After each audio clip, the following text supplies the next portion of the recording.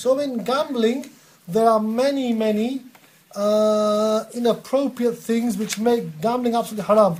Allah Ta'ala says in Surah Ma'idah, as He, in the same ayat in which He makes alcohol haram, He gives exactly the same reasons why gambling is haram. Allah Ta'ala says, إنما يريد الشيطان أن يوقع بينكم العداوة والبغضاء في الخمر والميسر ويصدكم عن ذكر الله وعن الصلاة فهل أنتم منتهون. Allah says, the shaitan wants to put hatred and enmity between you in alcohol and in gambling. When you're gambling away, you become a competitor with the guy you're gambling with. Yeah, imagine he gets your money. You've worked all your life, 30 years, 40 years, for a lovely house, and you lose it on the drop of a dice. You're going to hate the guy who's got the money, who's got the house off you. He's put your wife and your kids onto the street. You think, I'm going to hate this guy. This is what gambling does. Allah says, this gambling puts adawat and bughz, hatred between you and, And what does gambling do? It prevents you from the dhikr of Allah and salah. Why? Gambling is like a drug. Those people who are addicted to gambling, ask them. They're like addicts. They go to these little groups. All the gamblers sitting around in chairs thinking, I blew it all. I had a wife, I had a kid. I didn't know, and then I went and played roulette in a casino, and I said I've lost it all. So but why? Because they're addicted. Once you get a taste for it, once you win, like your first 10 quid, 20, you think to yourself, I'm gonna make loads of money. It's a mugs game. The only people who gain from it are the people who run the gambling casinos or whatever, right? So, but they are so addicted into gambling, they can't go to do dhikr of Allah. In your heart, all you got is bucks, money, pound signs. And it keeps you from salah. You're not going to come to salah, you're going to have one last chance in the casino, one last chance in the lottery ticket or whatever it is. So gambling, whether it's the more blatant forms of gambling, or whether it's the more, people think, lottery. What's about a lottery? This is haram money. Is haram money going to give you contentment? Imagine it does give you contentment, which it doesn't. There's no barakah, there's no khair in that. What's going to happen in the hereafter? This life in this world is so short. So short. If we live to the ripe old age of 80, 90, you're quite lucky in the worldly sense, right? We don't know whether we're going to step out of the masjid or even the next breath. But if you do live a long life, in hadith, for certain sins, the penalty is 70 years in hell. For individual sins. And imagine we live a life of 70 years. That's, one sin could be worth 70 years. So it's a grave matter. Next. وَيَسْأَلُونَكَ مَاذَا يُنْفِقُونَ قُلِ الْعَفْوَ كَذَلِكَ يُبَيِّنُ اللَّهُ لَكُمُ الْآيَاتِ لَعَلَّكُمْ تَتَفَكَّرُونَ فِي الدُّنْيَا وَالْآخِرَةِ وَيَسْأَلُونَكَ عَنِ الْيَتَامَى قُلْ إِصْلَاحٌ لَهُمْ خَيْرٌ وَإِن تُخَالِطُوهُمْ فَإِخْوَانُكُمْ وَاللَّهُ يَعْلَمُ الْمُفْسِدَ مِنَ الْمُصْلِحِ وَلَوْ شَاءَ اللَّهُ لَأَعْنَتَكُمْ إِنَّ اللَّهَ عَزِيزٌ حَكِيمٌ وَلَا تَنكِحُوا الْمُشْرِكَاتِ حَتَّى يُؤْمِنَّ وَلَأَمَةٌ مُؤْمِنَةٌ خَيْرٌ مِّن مُشْرِكَةٍ وَلَوْ أَعْجَبَتْكُمْ ولا تنكحوا المشركين حتى يؤمنوا ولا عبد مؤمن خير من مشرك ولو أعجبكم أولئك يدعون إلى النار والله يدعو إلى الجنة والمغفرة بإذنه ويبين آياته للناس لعلهم يتذكرون. Yeah, that will be we'll be finishing there, inshallah. And they ask you concerning how much they should spend. Tell them whatever is beyond their needs, whatever they can afford. Thus Allah Ta'ala makes clear for you His signs so that you may ponder about their bearings in this world and in the hereafter.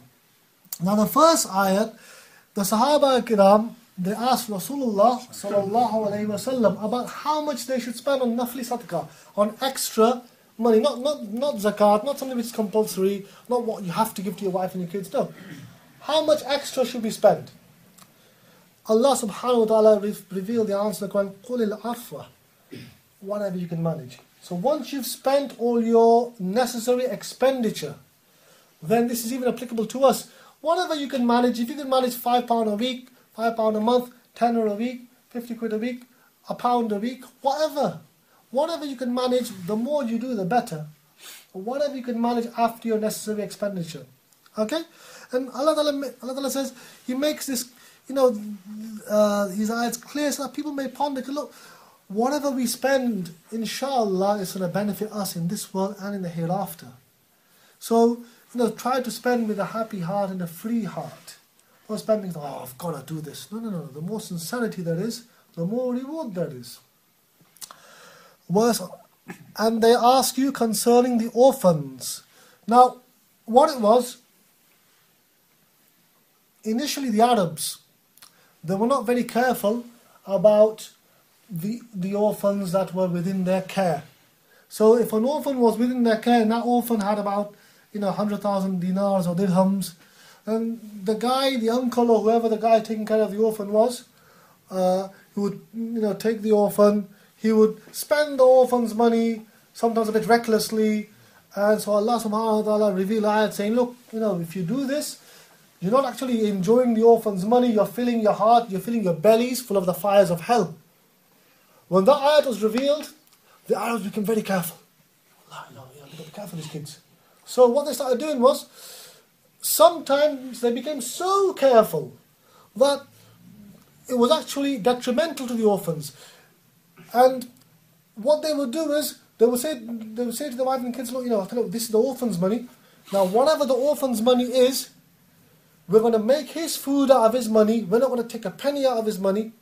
And then sometimes the orphan would not eat whatever food was on his table for him. What can we do with the food now? We can't throw it in the bin. It belongs to the orphan. We can't, Allah will punish us if we do that. Or we can't eat it ourselves. And really they should just eat the food because look, rather than the food go to waste, we can't eat the food ourselves. Allah will say, you're benefiting from the orphan's food. So, and in this way, the orphans were losing out. So Allah is saying, look, don't worry. If your intentions are good, and it's difficult sometimes to work out penny for penny what's money belongs to this guy, incorporate his money into your money, and as long as your intention is to benefit the guy, and you're being as careful as you possibly can, and imagine there's some food left over from the orphan's money, whatever, don't worry, give it to the poor if you want, give it away. You don't need to eat it, give it to other poor people. But don't worry about it, but do what's best for the kid. Allah is saying, قُلْ إِصْلَحُ لَهُمْ خَيْرٌ. Say, Muhammad sallallahu alayhi wa sallam, إِصْلَحُ لَهُمْ خَيْرٌ. Doing what's good for them is an act of virtue. So whatever is beneficial for these kids, just do that. Don't worry too much about, where's this penny going? Don't worry too much about it. وَإِن تُخَالِطُمْ فَإِخْوَانُكُمْ. And if you combine your wealth with theirs, then remember they are your brothers. So look, if you've combined their wealth with your wealth, and that's just easier for you to do, look, they are your brothers. And in the same way, we wouldn't rip our brothers off. You wouldn't rip these kids off. So don't worry too much about it. Wallahu, this is a good, mashallah, lovely ayat here. Wallahu ya'mal mufsida min al-muslih. Allah knows well that person who intends mischief from that person who intends to do good. And then I say, look, if your intentions are to do good, you are a muslih. But by mistake, you've accidentally spent a little bit of their money in an inappropriate way, or Allah Ta'ala knows your intentions were good. And because He knows your intentions were good, so you will be considered as a muslih, someone who's trying to do islah, someone who's trying to do good. Allah Ta'ala will not refer to you as a mufsid, someone trying to make mischief. Yeah? This ayat can be and can be applied to all sorts of scenarios and situations in life. Yeah? Nowadays in life, you get people who are very happy to run around saying, I'm here to give you good advice, brother. Yeah? Come to me. Whenever you need advice, just come to me. You know where I am. You got my number. Yeah? But really, their intention is to cause chaos and mayhem. There are people like this. We've got these chamcha, unfortunately, in all our families, or in every little grouping there is, who are keen on causing trouble and fitna. And whenever there's any sort of organization, whether it's a little family or whether it's a committee for a school or a madrasa or anything, there's always some people there who will turn up and they'll say, we're here to help. But really they're only there to cause trouble. They're only there to line their own pockets or line their own feathers or the hats or whatever. And people should think that you might be able to fool people on earth. People might think, oh, mashallah, this guy is a lovely guy. what a good guy is. Look at the advice he gives me. Allah subhanahu wa ta'ala knows. Wallahu ya'lamu al-mufsida min al-muslih. Allah ta'ala knows who the person is who's there to cause trouble and who the person who's there to do good. So, we should all bear this ayat in mind, before we step forward with advice. To give advice is a fantastic thing. As we recently read, to do good. Sometimes not just giving money is good. Giving a good word is also a virtuous act. But make sure you have true intention. You're going to benefit the guy who you're giving it to.